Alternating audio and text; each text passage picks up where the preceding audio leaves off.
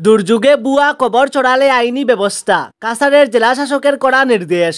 কাছাড় জেলা থেকে এক গুরুত্বপূর্ণ নির্দেশিকা জারি হয়েছে।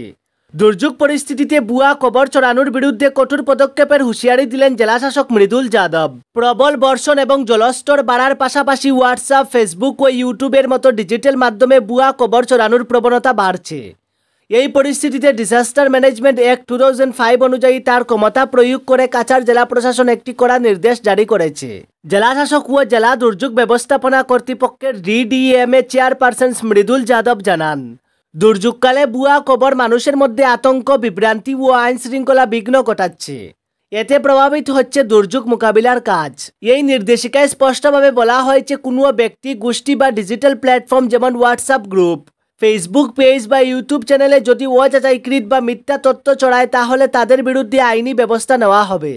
ভাঙ্গা যাবে না এই নিয়ম। যারা আইন লঙ্ঘন করবেন তাদের বিরুদ্ধে disaster management act, Indian penal code এবং ইনফরমেশন টেকনোলজি অ্যাক্ট অনুযায়ী কঠোর পদক্ষেপ নেওয়া হবে।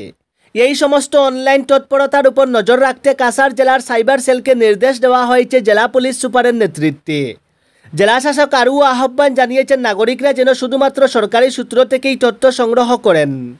যদি কোনো ভুয়া খবর নজরে আসে তাহলে তা দ্রুত জানাতে বলা হয়েছে নিকটবর্তী থানায় বা জেলার কন্ট্রোল রুমে। ফোন নম্বর 0384223924 এবং 038422340005 অথবা মোবাইল নম্বর 9401624141।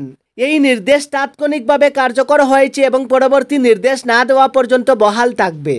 আপনাদের কাছে অনুরোধ, সত্যটা যাচাই না করে কোনো খবর শেয়ার করবেন না। গুজব রোধে সহযোগিতা করুন।